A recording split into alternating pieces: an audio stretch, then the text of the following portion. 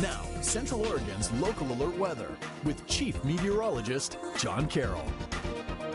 Thanks to the light rain showers that we did have yesterday, the result is just flat out gorgeous. This is the Prineville Reservoir camera, and it is looking lovely in Prineville tonight and this evening, really. It's looking very, very nice in a number of locations. And we're going to start out our Saturday on the dry side, but we do expect a rainy pattern to return. And we need the rain, so we are going to be seeing that rain come in as we get into our Sunday time frame.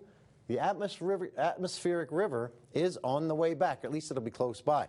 Cooler and fall-like conditions as we do enter the fall season. And this is the last day of summer. As we talked about earlier, the autumnal equinox is tonight just before midnight. That area of low pressure responsible for the rain yesterday has cleared the region, opening the door for what will be some rainy weather coming in on Sunday. But in between, it's just flat out gorgeous. Air quality forecasts are going to be in the green zone, with the exception of Sisters, unfortunately, will be in the moderate range both Saturday and Sunday. And here is a look at the smoke, and the smoke is now coming from those massive fires down in through portions of Northern California and southwestern sections of Oregon. So let's put this in motion and get a little closer. And we are noticing Saturday morning. Now, this is one model. The airnow.gov site doesn't recognize this much smoke coming in. So we'll take this with a grain of salt. It does seem to push on through quickly on the day Saturday. And then another round does appear to arrive from the south. But again, we will keep an eye on that for you.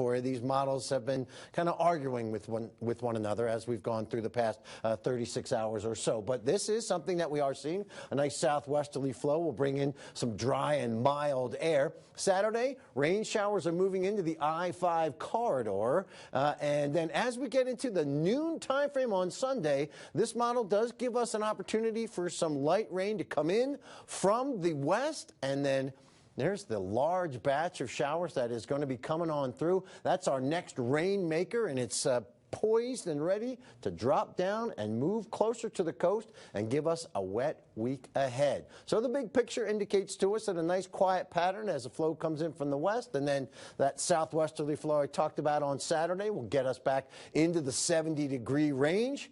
And then there is that big monster off the coast, and that's going to be responsible for the atmospheric river. That will stay away from us, but we'll be on the periphery or the edge of that as we get into our Sunday evening time frame. And that will continue to give us moisture for Monday, Tuesday, Wednesday, and Thursday. But right now, the winds are negligible at this hour, mostly what we refer to as calm.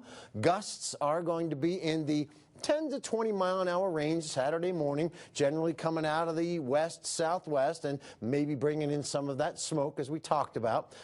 They'll be noticeable but not overwhelming. Currently, we did get back into the 70s today after only getting into the 50s yesterday. 70 in Bend, 71 in Redmond, with a 68 in Madras right now, with a 71-degree temperature in Warm Springs. Lows tonight will be chilly. It'll be 44 in Bend, but we'll get to the freezing mark tonight in La Pine. And as we notice, well, our freeze warning is no longer with us. That has been removed. So although it's going to be cold, we have no freeze warning. And the highs tomorrow will be in the 60s and the 70s, very similar to what we saw today. So it's going to be rather nice for our Saturday, but the clouds will increase as the day moves along. Showers are likely to be here on Sunday, but more likely on Monday, lingering around all the way through most of the work week. And that's a look at your local alert weather.